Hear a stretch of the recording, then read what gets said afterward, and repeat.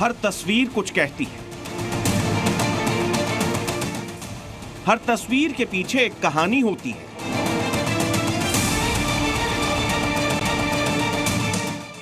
और ये तस्वीर भी बहुत कुछ कह रही है।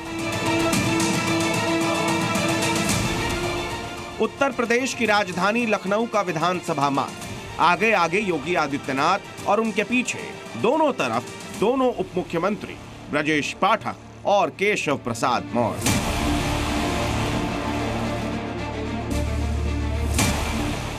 मौका था बीजेपी द्वारा आयोजित विभाजन विभीषिका स्मृति दिवस का, और इस मौके पर यूपी सरकार के पूरे मंत्रिमंडल ने विधानसभा मार्ग पर मौन यात्रा निकाली। सीएम, डिप्टी सीएम के साथ साथ यूपी सरकार के सारे मंत्री पदाधिकारियों ने सरदार पटेल की प्रतिमा तक मार्च निकाला और श्रद्धांजलि अर्पित की।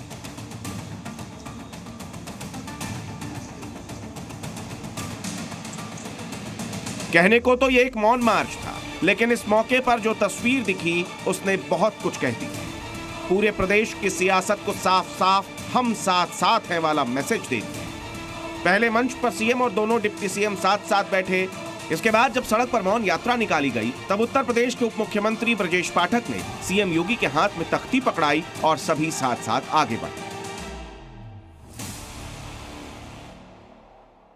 आज उत्तर प्रदेश के मुख्यमंत्री योगी आदित्यनाथ दोनों डिप्टी सीएम ब्रजेश पाठक और केशव प्रसाद मौर्य के साथ पैदल मार्च करते हुए राजधानी लखनऊ की सड़कों पर दिखाई पड़े।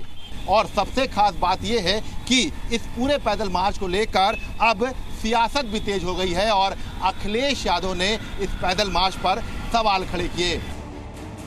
यूपी में 10 सीटों पर होने वाले उपचुनाव से पहले सीएम और दोनों डिप्टी सीएम के साथ साथ ये 10 कदम विरोधियों को विचलित कर रहे हैं। तभी तो अखिलेश यादव ने सोशल मीडिया पर पोस्ट लिखते हुए तंज कसा।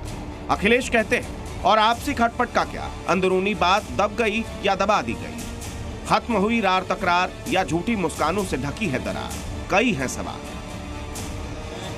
अखिलेश यादव इस तस्वीर पर सवाल पूछ रहे हैं, लेकिन सत्ता पथ पर इन तीनों दिग्गजों के कदमताल खुद कई जवाब दे रहे हैं। इन तस्वीरों को देखकर अंदेशा लगाया जा सकता है कि पार्टी में तकरार को लेकर संदेश साफ साफ दे दिया गया है।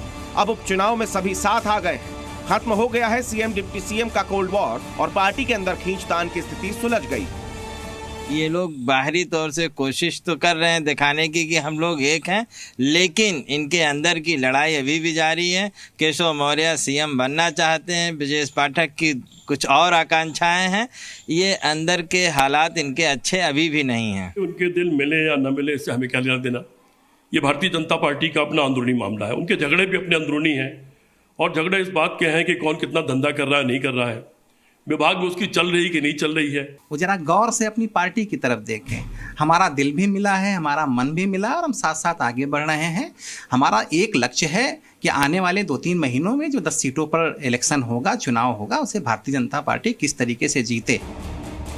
कुछ दिनों पहले सीएम और डिप्टी सीएम के बीच जो दरार की अफवाह उड़ी थी, उसकी गूंज दिल्ली तक पहुंची थी। लेकिन आज लखनऊ के सत्तापथ पर जब यूपी के तीनों नेता साथ साथ नजर आए, तो नई स्थिति साफ हो गई और माना जा रहा है कि आगामी उपचुनाव में साथ साथ चले इन 10 कदमों की धमक भी सुनाई देगी। यूपी उपचुनाव की तैयारी को लेकर मुख्यमंत्री योगी आदित्यनाथ के साथ डिप्टी सीएम केशव प्रसाद मौर्य और ब्रजेश पाठक 5 अगस्त को भी एक साथ आए थे। लखनऊ में सीएम आवास पर मुख्यमंत्री और दोनों उप मुख्यमंत्री उपचुनाव की तैयारियों की मीटिंग में शामिल हुए। केशव प्रसाद मौर्य को फूलपुर और मंझवा में जीत दिलाने का दायित्व सौंपा गया, जबकि ब्रजेश पाठक सीसामऊ और करहल की कमान संभालेंगे।